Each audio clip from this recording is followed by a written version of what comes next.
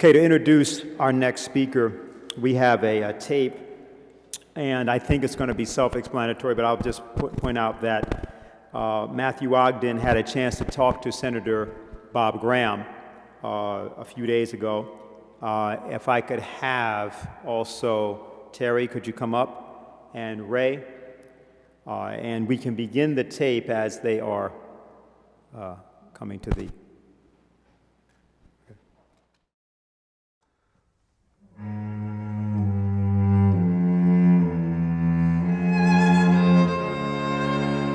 I'm Walter Jones. I represent the 3rd Congressional District of North Carolina in the United States House of Representatives. I'm pleased today to share some thoughts with you. I have joined Stephen Lynch and Thomas Massie. Stephen Lynch is a congressman from Massachusetts, and Thomas Massie from Kentucky, and myself have joined in a letter to President Obama. We write today to urge you to declassify the 28 redacted pages of the joint inquiry into intelligence activities before and after the terrorist attack on September of 2001. How can you have a democracy or a republic and not have sunshine in your government? We had a news conference several months ago, and we brought the families in who have lost loved ones. If the President could just see the pain in the eyes and the words of those family members, then hopefully he would declassify these 28 pages. Here is a picture of my husband, Tom. He was the love of my life. His parents, siblings, and our 3 children miss him each and every day. He was only 41 years old. The 28 pages has nothing to do with national security. If it did, I wouldn't be speaking to you today. It does not. It talks about relationships in the international world that we live in, and who we can trust and not trust. These families and our nation experienced a profound and personal loss. There are many questions that remain, and these families and our nation deserve to have those questions answered. The declassification of the 28 pages is an important step towards answering those questions, and after reviewing the 28 pages, we believe, myself and Walter and Mr. Massie, we believe that they can be declassified without harming U.S. intelligence sources and methods. Indeed, we firmly believe that the information contained therein can be instructive in framing our current anti-terrorism policy going forward. Terrorism remains a real threat to the United States, no doubt. And the better informed we are, the better we will be able to ensure that we are doing everything possible to protect Americans at home and abroad. Again, I want to thank the families for being here. I want to thank them for their strength and their support. And collectively, we respectfully ask the White House to make these 28 pages available to the American public. Thank you. I want to talk about the experience of sitting down and reading these 28 pages. It's in a room where it's soundproof, and you're escorted in there and you're escorted out, and there are no notes. But this is something that's sort of shocking when you read it. As I read it, and we all had our own experience, I had to stop every couple pages and just sort of absorb and try to rearrange my understanding of history for the past 13 years and the years leading up to that. It challenges you to rethink everything. And so I think the whole country needs to go through that. It's going to be difficult and it could be embarrassing. But that is no reason to keep the truth from the American people. You have people like Senator Bob Graham, who for years, ever since he's left the Senate, has been calling on the President and all the President and the senators and the House members to declassify these 28 pages. I want to thank the members of the Congress who are taking the leadership in using the prerogatives and I think obligations that Congress has in our system to demand that the executive release this information. It is important for a number of reasons. It's important for justice. There are thousands of Americans who are currently litigating against countries like Saudi Arabia and other entities for their complicity in 9/11, and therefore their responsibility to accept some of the horrific cost which have befallen those families because of the loss of a loved one. That justice to date has been denied in part because important information that would sustain their claims have been withheld, such as this 28-page chapter. Second, it's important to set the historical record correct. If we are going to not repeat the past, but learn from the past in order to avoid incidents such as 9/11 in the future, we need to know everything we can as truthfully and fully as possible about what actually happened on 9/11 and in the preparation for 9/11. And finally, it's a matter of current national security. If you feel, as I do, that there was a network of support for the 9/11 hijackers, what reason do we have to believe that that network was abandoned immediately after 9/11? What reason do we have to believe that it's not in existence today, ready to be used for a future attack against the United States? No matter how many airstrikes we launch, drones we use, or troops on the ground we deploy, as long as there are well-funded terrorist organizations that continue to vow to murder and destroy us, we will never be able to stop future terrorist threats. My children and yours live in a world where there are videos posted on social media of ISIS beheading American hostages and declaring they will hang their flag on the White House. How did we get here, and what does our future hold?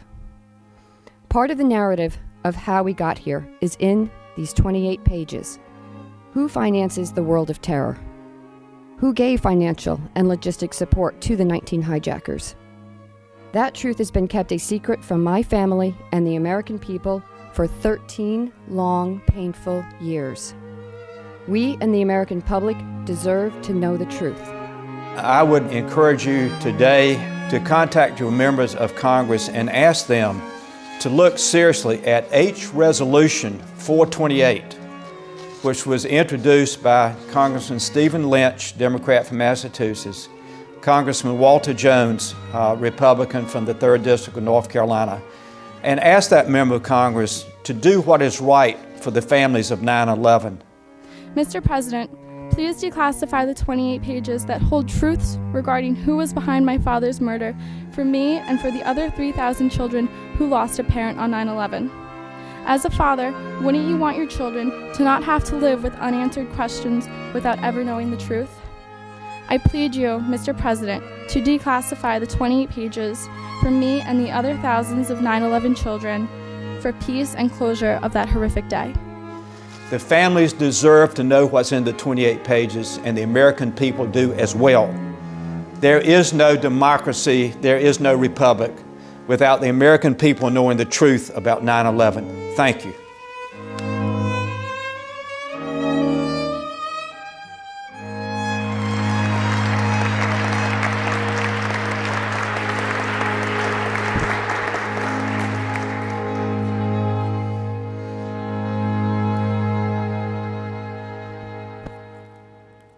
So please join me in welcoming Terry Strada, the National Co-Chair, 9/11 Families United for Justice Against Terrorism.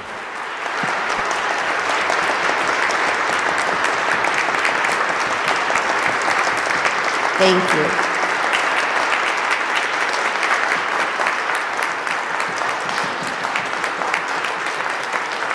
Thank you very much. Thank you.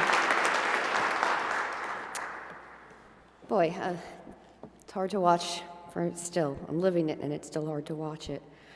My name is Terry Strada. I am the National Co-Chair of 9/11 Families United for Justice Against Terrorism. My group consists of over 6,000 victims, family members, and survivors from the tragic terrorist attacks that occurred here in America on September 11th, 2001. Like thousands, my husband was brutally murdered on 9/11, just 4 days after we brought home our third child, Justin, who you saw standing with me and his sister, Caitlin, who spoke at the end. So Justin was 4 days old, Katie was 4 years old, and my son, Thomas, was 7 years old. On September 11th, 2001, it was clear from the beginning what had happened 4 commercial airplanes were hijacked. Pilots and flight attendants were brutally murdered, and the planes were used as missiles to crash into our landmarks and murder innocent souls.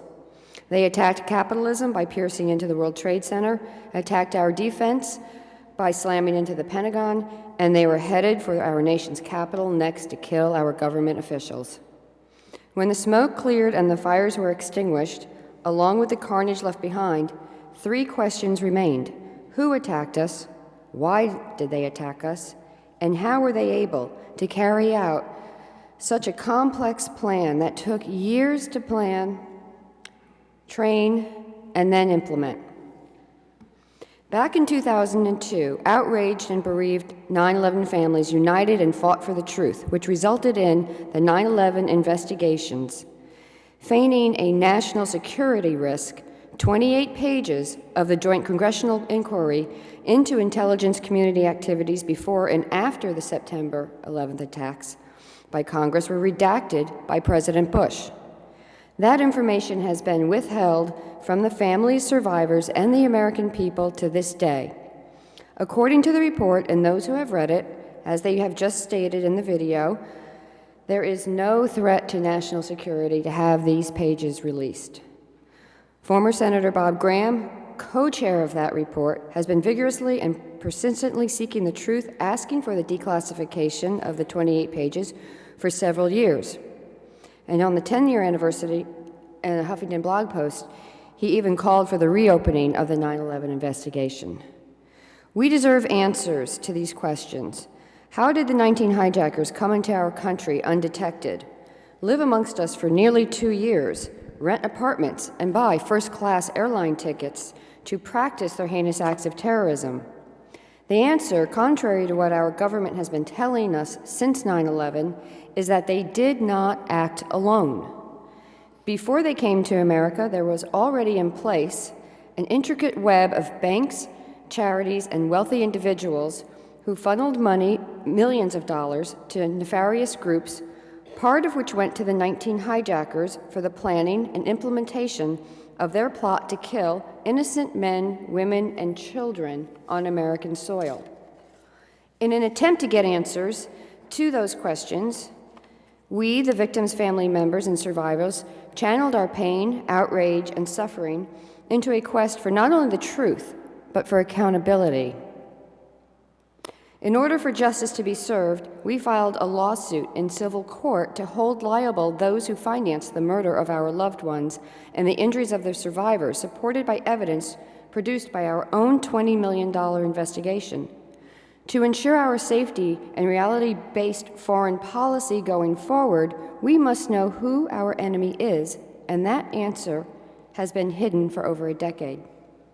It is unconscionable that the incineration and disappearance in one day of nearly 3,000 innocent souls, the injuries of thousands more, and the long-term sickness and death of those who worked at Ground Zero have not been enough to get the full force of the law, transparency, and our own government behind us.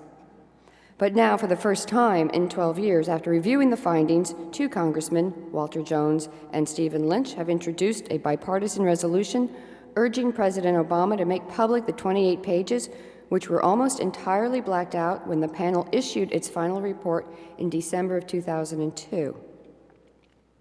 In our long journey for justice, we, the families and survivors, have faced many obstacles along the way, but we remain dedicated to passing a bill called the Justice Against Sponsors of Terrorism Act, JASTA.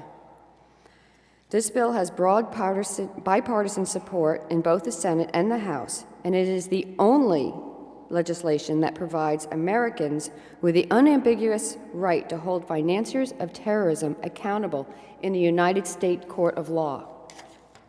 Once the 28 pages become public, exposing the guilty parties who gave and continue to give financial aid to Al-Qaeda, ISIS, and numerous other terrorist organizations, there will be outrage, and rightfully so. Money is the lifeblood of terrorism, and we must stop the flow of money used to fund terrorist organizations like Al-Qaeda. JASTA does not cost the taxpayers a dime, and it is vital to our thwarting future terrorist attacks. Many people believe our suffering is in the past and future attacks are diminished. Neither is true. Our loss is for the rest of our lives, and the threat of a future attack is still very real. The time has come to declassify the 28 pages and to codify JASTA. The end of our 12-year struggle for justice will mark the beginning of truth and accountability for us and all Americans. Thank you.